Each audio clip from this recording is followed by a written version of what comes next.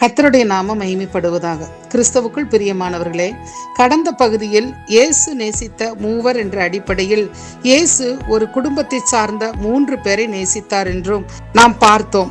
அநேகர் இயேசுவை நேசிப்பதுண்டு, ஆனால் இயேசுவால் நேசிக்கப்பட்டவர் மரியாள் என்றும் அவள் இயேசுவின் பாதத்தை பிடித்து கொண்ட விதத்தை குறித்து நாம் பார்த்தோம். அது மாத்திரமல்ல, அவர் பாதத்தை அமர்ந்து நல்ல பங்கை அவள் தெரிந்து கொண்டாள் என்றும் இயேசுவால் மிகவும் நேசிக்கப்பட்டாள் என்றும் பார்த்தோம். இந்த பகுதியிலும் மற்ற சகோதரியாகிய மார்த்தாளை குறித்து நாம் பார்க்க போகிறோம். பிரியமான தேவ பிள்ளைகளே, இந்த மார்த்தாள் இயேசு அந்த கிராமத்தின் வழியாய் போவதை அறிந்து அவரை தன் வீட்டில் ஏற்றுக்கொண்டாள் என்று லூக்கா 10:38 சொல்லப்பட்டுள்ளது. இயேசுவை முதலில் தன் வீட்டில் ஏற்றுக்கொண்டவள் இந்த மார்த்தாள். மார்த்தாள் என்பதற்கு தலைவி அல்லது இல்லத்தரசி என்று பொருள்படும். இந்த மார்த்தாள் இயேசுவை நேசித்து வீட்டிற்கு அழைத்து ஏற்றுக்கொள்ளுகிறாள். ஆனால் பாருங்கள், இயேசுவை கவனிக்க, அவருக்கு சேவை செய்ய, பற்பல வேலைகளை செய்வதில் கவலை அடைந்து அவரிடத்தில் வந்து, ஆண்டவரே, நான் தனியே வேலை செய்யும்படி என் சகோதரி என்னை விட்டு வந்திருக்கிறதை குறித்து உமக்கு கவலை இல்லையா என்றும் எனக்கு உதவி செய்யும்படி அவளுக்கு சொல்லும் என்றும் தன் வருத்தத்தை, ஆதங்கத்தை இயேசுவிடம் அறிவித்து தானும் கவலைப்பட்டு இயேசுவையும் கவலைப்பட வைக்கிறாள். இயேசுவை ஏற்றுக்கொண்டவள் தான், அவரை உபசரிக்க பல வேலைகளை செய்கிறவள் தான். ஆனால் அது முக்கியமல்ல. அவர் வந்திருக்கும் போது அவரை பயன்படுத்தி கொள்ள வேண்டும், அவரிடத்தில் நெருங்க வேண்டும் என்று மரியாளை போல எண்ணாமல் வேறு விதமாய் செயல்படுகிறதை நாம் பார்க்கிறோம். இயேசு அவளிடம் சொல்லுகிறார், அநேக காரியங்களை குறித்து நீ கவலைப்பட்டு கலங்குகிறாய் என்று.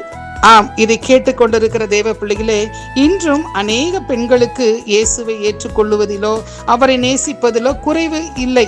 ஆனால் பாருங்கள், எப்போதும் கடமை, பொறுப்பு என்று அதிலேயே கவனம் செலுத்திவிட்டு வீணான காரியங்களுக்கு எப்போதும் கவலைப்பட்டு கொண்டே இருப்பார்கள்.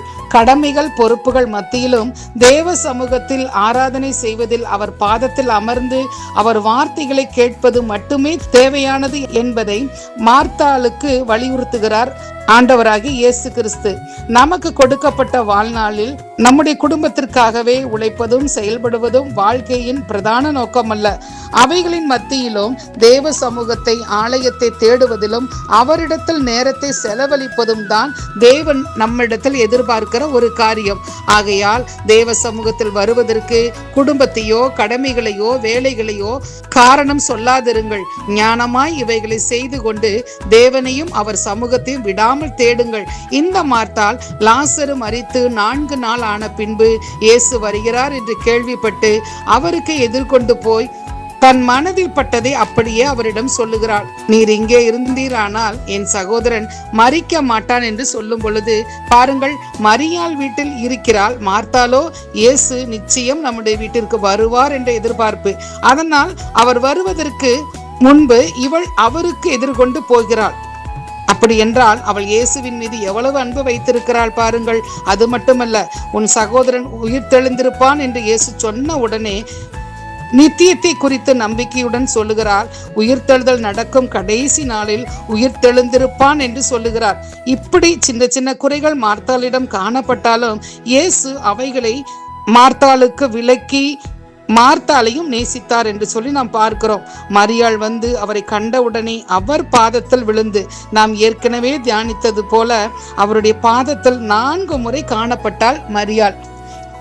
இது 5வது முறையாக லாசரு மரித்த துக்கம் தாங்க முடியாமல் இயேசுவை பார்த்த உடனே தன் சகோதரனுடைய பிரிவால் அவரிடம், நீர் இங்கே இருந்தீரானால் என் சகோதரன் மரித்திருக்க மாட்டான் என்று அவர் பாதத்தில் விழுந்து அழுகிறதை நாம் பார்க்கிறோம். அவள் அழுகிறதை இயேசு கண்டபோது ஆவியில் கலங்கி துயரம் அடைந்து கண்ணீர் விட்டார். ஆனால் எவ்வளவாக இவர்களை நேசித்திருப்பார். ஆம் பிரியமானவர்களே, நீங்களும் கூட தேவனை எப்படி நேசிக்கிறீர்கள் என்பதை அவர் உங்களை குறித்து அறிந்திருக்கிறார். அவரால் நேசிக்கப்படுகிறவர்களாக நாம் காணப்படுவோம் என்று சொன்னால் நாம் எல்லாவித ஆசீர்வாதங்களையும் பெற்றுக்கொள்ள முடியும். கர்த்தர் நம்மை ஆசீர்வதிப்பார். ஆமென்.